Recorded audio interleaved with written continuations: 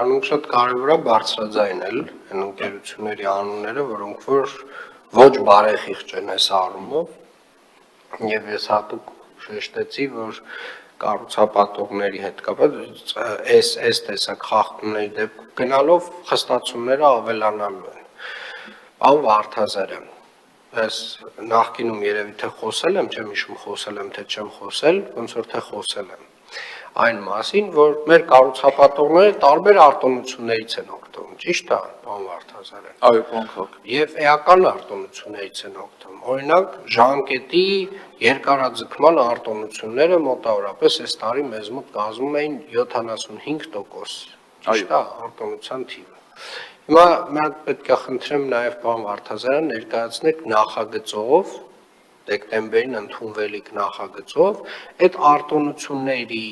տոկոսադրույքները ոնց են փոխկապակցվում ցանցերի հետ կապված եւ կահավորման հետ կապված խախտումների հետ։ Խնդրեմ։ Պարոն քաղաքապետ, նախատեսվում է նոր արտոնություն ներկայացնել ավականու որոշմանը կապված շինարարական հրապարակների կազմակերպման պատշաճ լինելու վերաբերյալ, եթե 405 որոշման համապատասխան չի ու համապատասխան արձանագրություն է կազմվել, այս պարագայում չեն կարողանալու օգտվել ժամկետի երկարաձգման այն արտոնությունից, ինչը որ նախատեսվում է եկող տարի, իսկ եկող տարի նախատեսվելու է ավելի մեծ արտոնություն, շուրջ 85%։ Շատ լավ։ Այս շատ կարևոր արձանագրում է, այսինքն մենք արդեն տարբերակված մոտեցում ենք ցուցաբերելու այն կառուցապատողների նկատմամբ, ովքեր որ պատշաճ կերպով են իրականացնում իրենց կահավորումը, ցանցերի տեղադրումը, չգիտեմ, օդի որակի չափիչ սարքերի տեղադրումը, եւ այն կառուցապատողների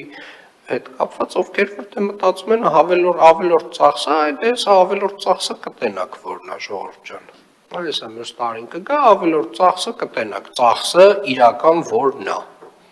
Որովհետև տենց ասեցինք,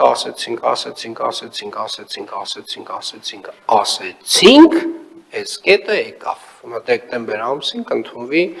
նոր կարգավորումներ, որոնք որ ուղղակիորեն փոխկապակցված են լինելու մեր կառուցապատողների պարտաճանաչության հետ եւ մեր ավականու կարգավորումներին հետևելու հետ։